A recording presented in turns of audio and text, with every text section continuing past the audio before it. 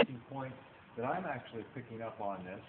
And, you know, for instance, they show in here where they've got black people serving in public office in the 1870s. You see one there, you see another one there, okay? Here is another one over here. He was in the House of Representatives, and he was for Key West. Wow. So, you know, unfortunately, after the Reconstruction, all that ended. They got put out of office by hardline conservative white people. So there really were black people that were doing well coming up before all of that happened and got taken back down. Right. This is nothing. In other words, this is nothing new. What you see now with black people, it happened back then, and just took this long to come back again. See, I didn't know. I didn't even know black people existed in the Senate in 18-something and something. Oh yeah. You know? They were slaves. Wow. And they were still slaves, but they were in Senate? Well, until Abraham freed them in the 1860s, okay, before he was assassinated. Wow. All right? And what most people don't realize is that Lord Simcoe, up in what is now known as Canada, had freed the slaves in the early 1800s up in Canada. That's why you had the underground going from the United States up into Canada, all right, to give slaves their freedom. Wow. All right. Now, what happened was, and you can read this all history, all right, what happened was that when Lord Simcoe freed the slaves in Canada, all right, there was a movement in the U.S., especially the northern U.S., not the South, to free the slaves. But it was just a movement that started very slowly, like any movement. Newspaper articles, okay?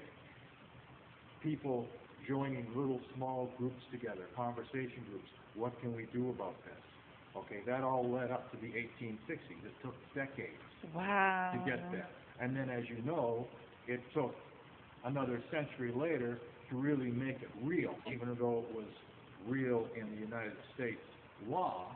All right, it wasn't real on the street. Exactly, yeah. Okay, and it's taken this long to get it real on the street. So I find all that fascinating. That is. It's not like you studied a little bit before this, though. Like you knew a little bit before. Well, I knew because this little exhibit. Simcoe, and I'm Canadian. Oh, because I don't even know who Lord Simcoe is. I have to go look that up. Was he white or black? Or? He was white. He was a British officer. Okay, and he was in charge of Simcoe County. Okay, I used to live in Simcoe County. Wow. Okay, that was named after him. All right, but unfortunately, when I was living there, I really didn't know the history. It wasn't until I came down here and then started looking up the history that I found out about Lord Simcoe. Wow. And what he had done. But you can Google it. What made you start looking up the history? What made you start? Are you all just a history buff? Or? I like history. Really? And every once in a while, I'll take something ordinary, that seems ordinary at least, and I'll ask myself a question, and I'll say, how did this start? Or where did this come from? What's the origination of it? And then all of a sudden, I'll get answers that really fascinate me. Yeah. And I'll say, wow, I never realized. And like with Lord Simcoe, you know, I lived in Simcoe County, it was just a county. Like living in Broward County, it's just a county. But there's a history behind it. There's a reason why it's named Broward or it's named Simcoe or whatever it happens to be named. And in Simcoe's case, that was very, very good thing. And he has a statue and everything else, of course, up there commemorating it. But he started a movement. Wow. Did you ever think of being a history teacher, or even now, as you're getting older, maybe even retiring from this and having like a little nonprofit where you take kids on like canoeing trips and give them the history of the area, and you know, because I think you'd be really. I would like to do that in the paragrams of my job. I think that would be interesting. Yeah. But I'm not really, unlike a history teacher, I'm not really trained in all the intricacies.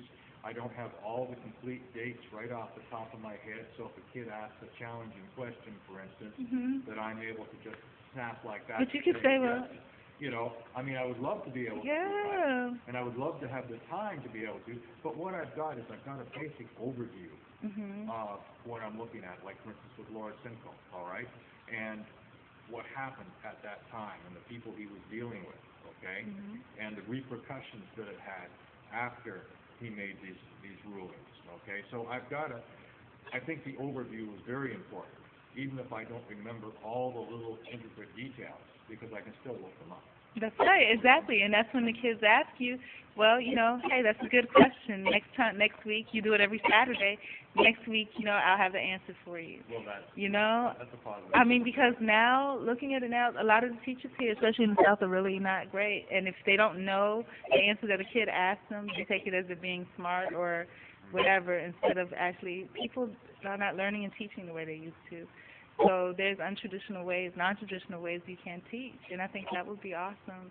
Because, I mean, you took me back. I feel 15 again. I feel like I'm in high school on a little field trip or something. Yeah. So, yeah, but thanks. I appreciate it.